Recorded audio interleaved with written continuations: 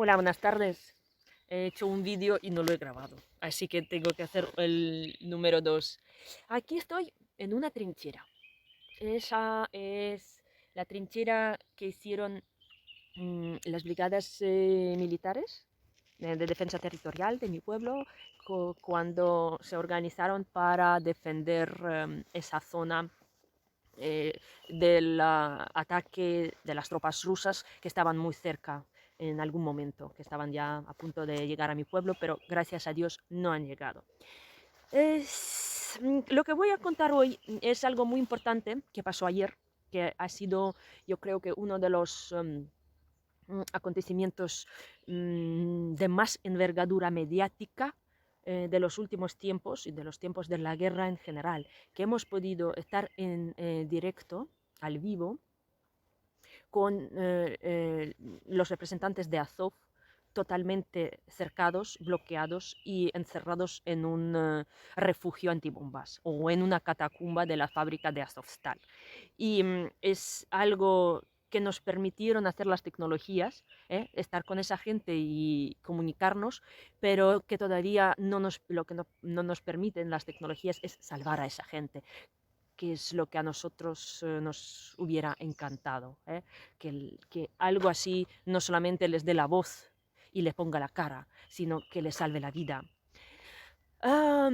Teníamos dos representantes, uno de ellos Sviatoslav Palamar y otro Ilya Samoylenko, que es también oficial de la inteligencia y que habla perfectamente inglés y que ha podido contestar a todas las preguntas de los medios internacionales.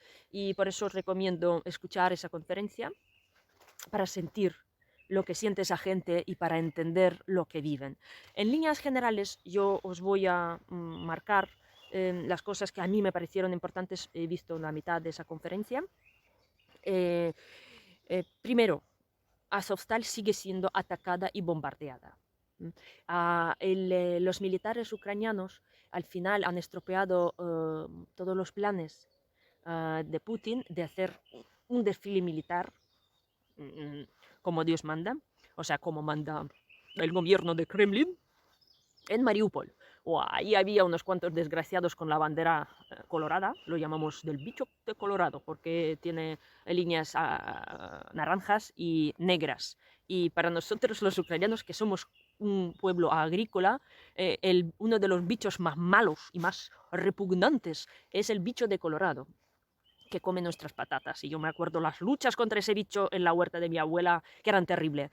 Y lo que teníamos que hacer es recogerlos y quemarlos, ¿eh? Y eso es lo que tenemos que hacer con los rusos, ¿eh? Yo creo que, fíjate, una metáfora así eh, es muy buena, que siempre luchábamos contra los bichos de Colorado en las huertas y ahora estamos luchando contra grandes bichos colorados en nuestra tierra tan sufrida. Bueno, vale, entonces los bombardeos de Azovstal se intensifican y mañana hasta se espera un ataque de armas químicas porque a los ciudadanos de Mariupol ya les han avisado de que pueda haber eh, algo químico y que no salgan de su casa. Eso quiere decir que los chicos que habéis visto que en esa conferencia corren otro peligro adicional y ellos lo saben.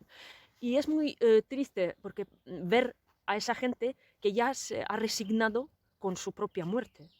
Ellos están luchando, es como lo de los Ave Césare, moriunti ti salutant, ¿no?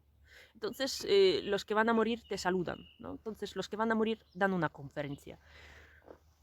Y es muy desgarrador, para mí es muy desgarrador, porque esa gente ya ha perdido toda la esperanza de que el gobierno les salve, de que el ejército ucraniano pueda llegar, de que la comunidad internacional les haga algo, y es como un desespero que te da fuerzas, que te hace una muerte inminente que te hace inmortal de alguna forma. Yo no sé cómo expresarlo y a mí me duele mucho que haya una situación así, tan llena de heroísmo y tan desesperante.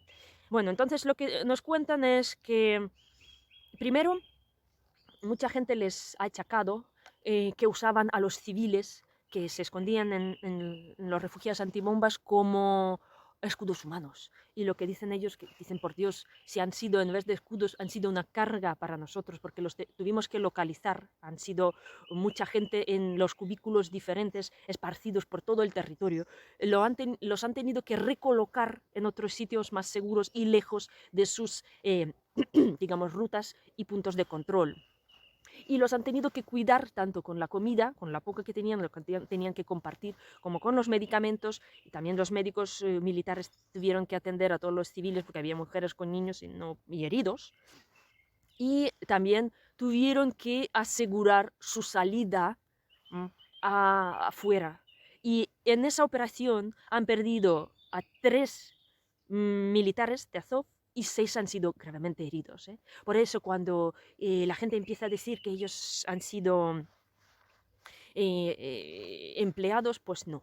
Tenemos que entender que para los militares ucranianos que valoran la vida humana, porque los ucranianos valoramos la vida por encima de todo, y no solo de los humanos, sino también de todos los animales, porque, por ejemplo, de Ucrania, aparte de los 5,5 millones de refugiados, han salido 100.000 mascotas. Entonces la gente no deja algunos sí, no tuvieron más remedio que dejarlos, pero la mayor parte salva a las mascotas. Imaginaos la vida humana, lo que vale para nosotros. Tenemos muchísimas historias cuando la gente, cuando entraba al ejército ucraniano y veía que en un bloque de pisos quedan 2 personas, pues se tenían que ir a otro sitio para que esas 2 personas queden vivos y que no les caiga ningún misil ruso. Entonces, eso es lo que al ejército ucraniano le complica la vida. Imaginaos lo que le ha complicado la vida a los combatentes de Azov. Sin embargo, sí, que hay gente. Sin embargo, ellos han podido causar a 2.500 muertos y 5.000 heridos al ejército ruso, que eso supone 15% del total de las pérdidas del ejército ruso. Y eso son 7 brigadas y 15.000 personas. Entonces, 15.000 soldados rusos retenidos por la brigada de Azov y los militares de Azovstal. Y eso quiere decir que esos 15.000 no han podido avanzar en otros sitios. A visitantes. Y aparte, con las pocas armas que tuvieron, han podido destruir 16 tanques y 30 tanques han quedado inservibles. Y la misma cantidad más o menos de coches blindados, ¿no? 15 y 30. Entonces esa gente, con los pocos recursos que han tenido, porque ellos no han recibido ninguna arma de fuera, 0 armas, 0 apoyo militar. Y 0, digamos, coordinación para sus cosas. Entonces ellos han sido como una unidad autónoma de defensa de esa fábrica.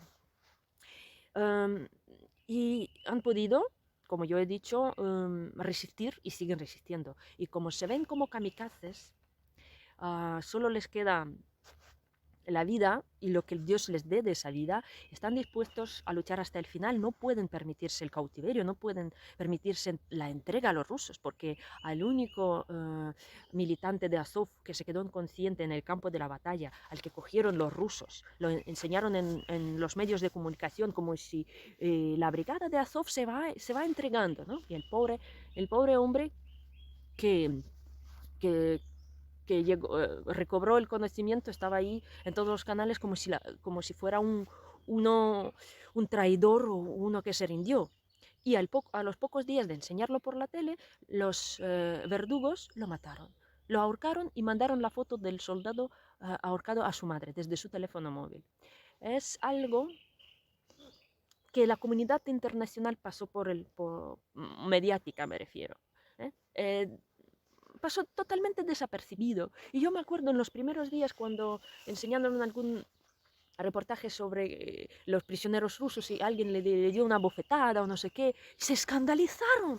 Por Dios, se escandalizó todo el panel.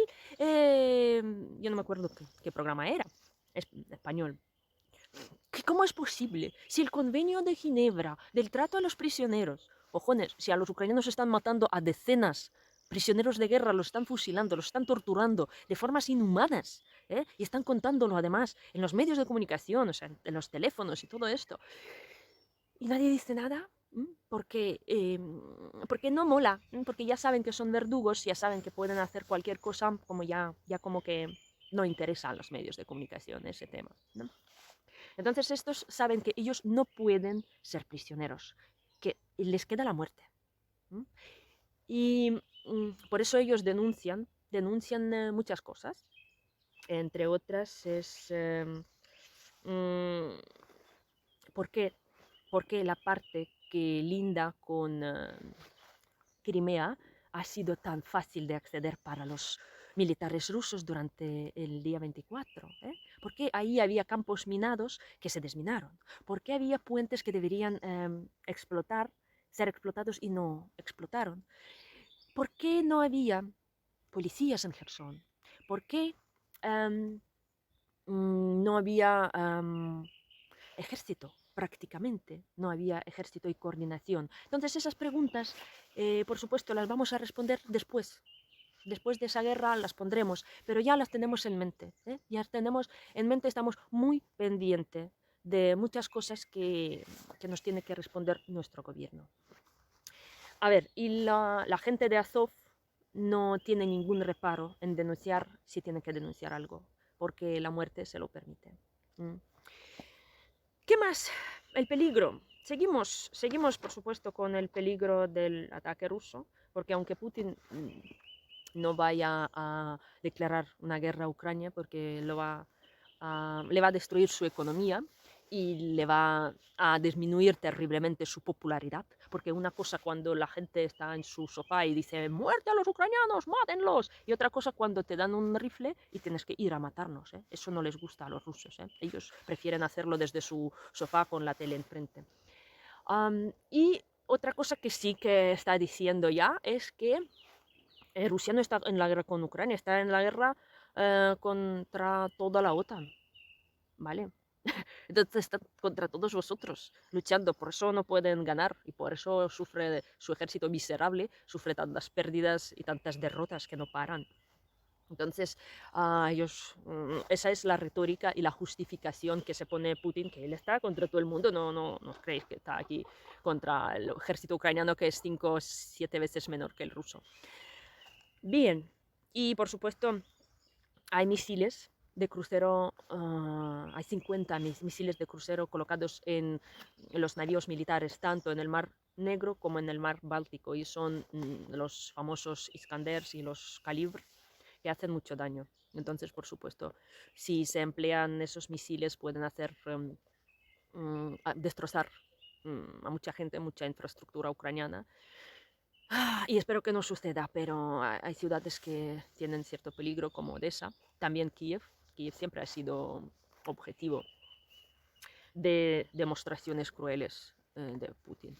Así que con un no pasarán, me despido hoy y hasta la próxima.